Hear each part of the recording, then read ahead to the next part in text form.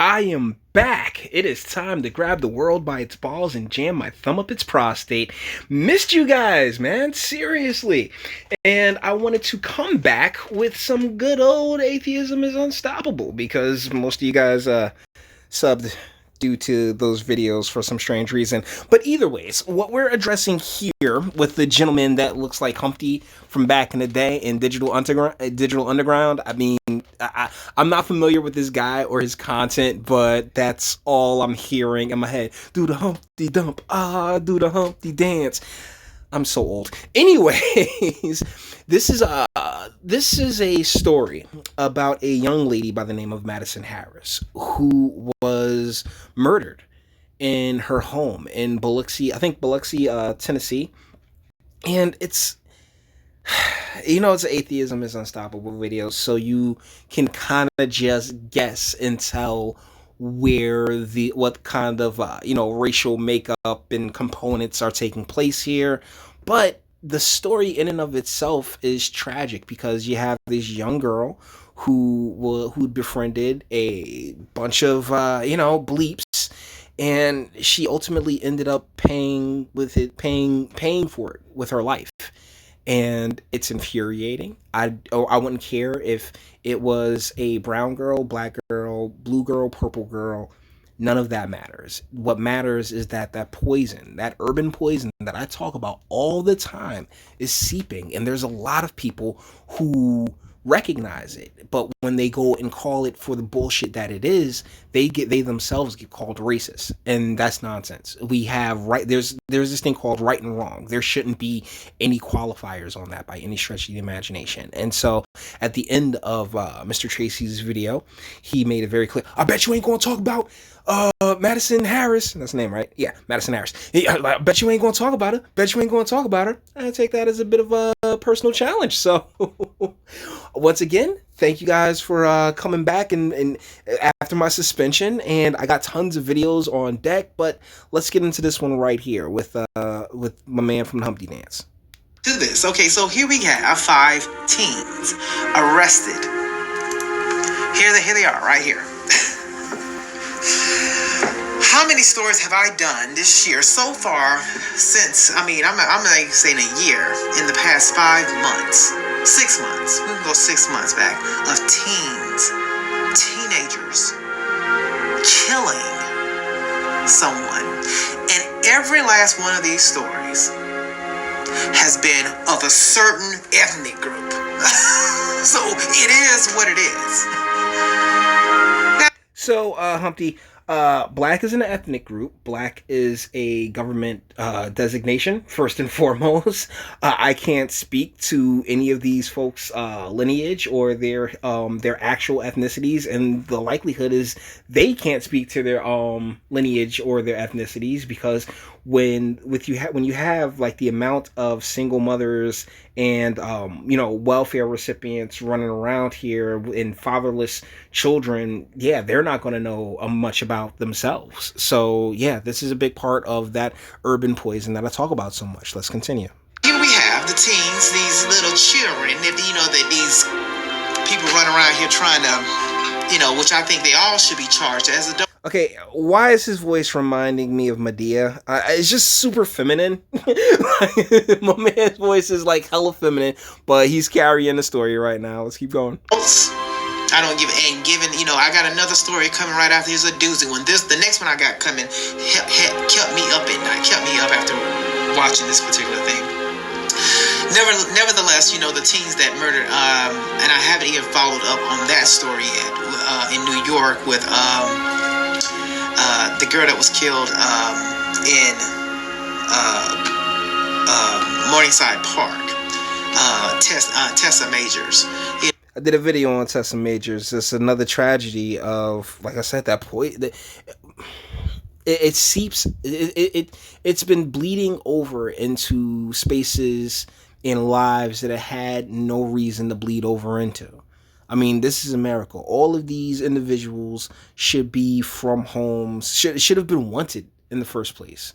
You know, like that's one of the bigger tragedies in all of this, because if any of the asses was supervised, maybe Miss Harris would still be here with us. If we as a collective, as a culture, and as a society actually prioritize and incentivize nuclear families and people being and people and women having children by men that they love, and they and wanting to make another person with, not just for welfare, but because they actually want to make another human being, or not, or my sexual revolution, and women can have sex as recklessly as men can without any kind of consequence. Like, no, that's just not how it works. This is a big part of the reason why that whole, like, I believe there's an agenda behind the whole gender initiative and grievance studies, because you sit there and you tell all these people that they're victims, you institute a welfare state to whereas there is absolutely no accountability. This is what happens, guys. Oh, the teen that killed her. Here we are, another teen. I mean, I'm trying to think, do we even need to have juvenile court? What's the point of that? These crimes are not juvenile. So, here's the teens. Let's start off with the names. One name is Yakisha Blackman, Willow Blackman, I guess that's her sister, and Jasmine Kelly. Then the other boy down here is Jaquez Porter, and then the other one is Jarvis Cook. Okay, so here are the teens right here. 3 girls, 3 black females. Yeah, remember I told the story about my father was a substitute teacher. He decided, my father's retired. He decided, well, I'll go work in the schools. My dad has the patience of Job. He really does. I'll go work in the schools. And he worked one day in the middle school, one day in the high school, and he quit right after that. When I asked my father about it, I said, well, why did you quit? He said, oh, no, I'm not doing that. He said, the kids are so bad. And he said, they're so bad. And he followed it up, and he said, the worst kids in the school are the black kids. Then he followed it up and said, and the worst of those are the black girls. Because of zero accountability, zero responsibility for any of their actions. I mean, this is generations of just fatherless homes, no discipline within the home. I mean, no authority figures to, really lean on, because back in the day, the parents, back in the day, we had communities, right? Where the parents knew the teachers, the teacher had the kids, older or younger siblings. There was a rapport there, and thusly when the new kids walked in, they already knew that rapport was there, so they would be on better behavior. But with the society that we live in now, where we got all these single moms who face absolutely zero consequences for making the choice, in many cases, not all, hashtag not all, but in many cases, to just have random person's baby. Oh, I'm a strong, independent mom, I'm a single mom, and I can do all these other great things. Unfortunately, the children have been suffering for it, because whether you believe it or not, at a younger age, particularly when they're young, the kids crave that discipline. The kids crave that structure. Now, as you get into the 16-year-old, and they're used to not having that structure and no boundaries and no rules and no accountability, you end up with this level of dysfunction and chaos, but not just in the schools, though, but in communities as a whole. But yet, racism is the problem, white supremacy is the problem, and everything else, all these other problems, and then we have all these different, what is it called? These sayings and these colloquialisms and little catchphrases that they like to do every year. Black girls rock, black girl magic. What is this black girl magic right here? What kind of magic? Yes, it is. This is the magic. This is because the thing about particularly the black woman is that it's always a victim narrative. It's always, particularly back in the day. I mean, I can't tell you how infuriating the Mike Tyson, Robin Givens, Oprah interview is, because it went a very long way in painting the black man as this, evil thing that black women had to overcome. You remember the movies, Soul Food, Waiting to Exhale, and the list goes on of, every single Tyler Perry movie where it's like, oh, that black man is oh so terrible. Black women, you gotta be better. The reality is that back in the early 70s, late 60s, the reparations that all these groups, ADOS and are begging for, it already happened. You got the welfare state. You got, all these different rules, all these different positions and jobs that were created for the black woman because, the black man ain't nothing. The black man is terrible. So go ahead, girl. You don't need no man.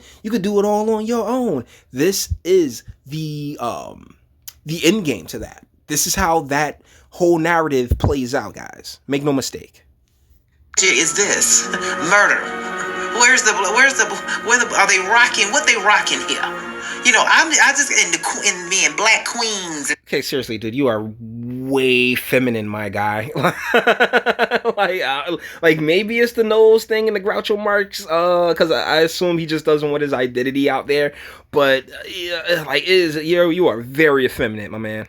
All this, all these things that y'all don't even live up to. Stop saying that shit. Don't put that in your profile. Because you're not, because you like to do this group thing, and y'all like to say this, but yet you're not living up to this. You're not living up to these things that you say that you are. Because they aren't those things. Words are meaningless to them. They will use words completely out of context. They will use words that they do not know the meaning to. It is the height of ignorance. There's this great meme going around right now. There's a rapper named Megan Thee Stallion. She's responsible for this group called City Girls, if memory serves me correctly. And they spent all last summer encouraging girls to just go wild out. Yeah, you can smash like dudes and everything else like that. But she was actually getting screwed over by her record label the entire time. And the meme goes, it's a great example of the blind leading the blind. And that's exactly what's been the case, particularly in urban America for the longest. But the blind isn't being led by the blind. The blind is being led by handlers and those who benefit and profit from that ignorance, from that chaos, from that destructive nature. Because trust me, there's a lot of people making money off of this, guys. What you're rocking? Where's the magic? And before you ask, you know what? Go invest in Dollar General, okay? Because they are doing gangbusters right now, all right? It comes from all different spaces, from the investment class to, to the school systems, to the government, to whereas, oh my goodness, we need all these different programs to replace fathers instead of actually, encouraging families to stick and be together. So it comes from a lot of places, just to clear up what I was talking about. Heard a couple perspectives on this case, but now it's time for us to hear another perspective. What if we had a racially insensitive uncle who was a biker and he was from Chicago? Now that's a man who's not in my life, but I found a dude who matches that description, and he has some thoughts about this case. Now before he... Honestly, this guy is the only reason why I'm doing this video, because he is hilarious. What he's about to say is racially insensitive, and I don't agree with everything he says or how he says it. Racism is bad. Maligning an entire group of people is bad. It's not fair. It's not just. It's also not just or fair to ignore the blatant facts about who is doing what in our society today. Having said that, and having preemptively disavowed this man, he still has several kernels of truth, and he is a colorful character. So sit back and let's watch. A Confederate flag. Oh, I really hate that argument. I just so much. It's like, you know what? It's a part of American history. Let it rock. But no, we have to get rid of Confederate flags. I don't care. It was on the Dukes of Hazzard car. And again, this is not a child-safe channel, so... Okay, not for kids. Get it together. Fucking you too. All right, we're in the man cave. You too. You there. Confederate flag. Trump hat in the back. All right. This one will be on Madison Harris. Now, I'm sure probably some of you have not heard of or even know of the story There's of no way they know it. who Madison Harris is. They're learning now. So, yeah, this one kind of fucking pissed me off a lot. Take a sip for her. I love the 80s music in the background. I read a little bit of... Yeah, the 80s music that's totally gonna bang this video, but it is what it is. The story in and of itself, and acknowledging and recognizing the poison that has just been spilling all over the continental United States. And I see it over in the UK and other spaces like that as well. Western society, acknowledging it and knocking it out is super important. So, I got to take that loss. I'm trying to get more on it. Yeah. Madison Harris, I posted it on my social media. And it's about the 5 Negroids in Biloxi, Mississippi. These piece of shit pox murdered Madison Harris, 16. Now pause. Now this man uses language which is inflammatory, and many would try to derail everything he's saying just because he's using insulting terms. Nope, not us over here. I find it hilarious. I'm not even gonna lie. The reason we're doing this is because he actually has a couple of new ones. Like Negroid isn't really all that new, but he has a pretty special banger that I want to share with you guys. Now that is the coward's way. That's not a mature response. To try to silence everyone who uses words like this. Understand where these words are coming from, the intention behind them. He is upset that these young people killed a young girl. And he is expressing that anger through using words that he would deem to be hurtful. Is it productive? No. Do I use words like that? No. But he goes back to it because he's expressing anger. And his anger is justified. So really, we're dancing around the not all phenomenon. It's racism and it's bad if you say all people are terrible of this group. It's not racist and bad to say these murderers from this group are terrible. So you have to be very particular in how you talk about this. It's not fair to lump everyone together, just like it's not fair to lump white people together and say, hey, there were whites who were slave owners and you're a white, so fuck you. That's stupid and unfair. And it's also stupid and unfair to blame Denzel Washington for what this little Jaquiqua, whatever, did the other day. And he's 100% correct. It's a matter of individualism. Okay, and that's why when people hop in the comments like, oh man, you should love and support the black queens and stuff like that. Like, look, it's a matter of like, look, I would prefer to love and support someone in the right, someone who didn't do wrong. Oh, and by the way, the young lady who was sticking out her tongue with the really pretty eyes, that was Madison Harris. I didn't pause it. Probably should have, but that was Madison Harris, the young lady who was slain. Fucking young white girl murdered by 5 Negroids. Oh, that was close. 3 fucking female pox and 2 males. He ain't happy. Fucking hell, man. Light up the stogie. The bears.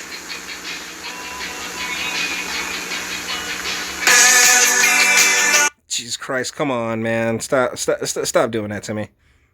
Friends. Keep fucking telling you motherfuckers, these people are not your fucking friends.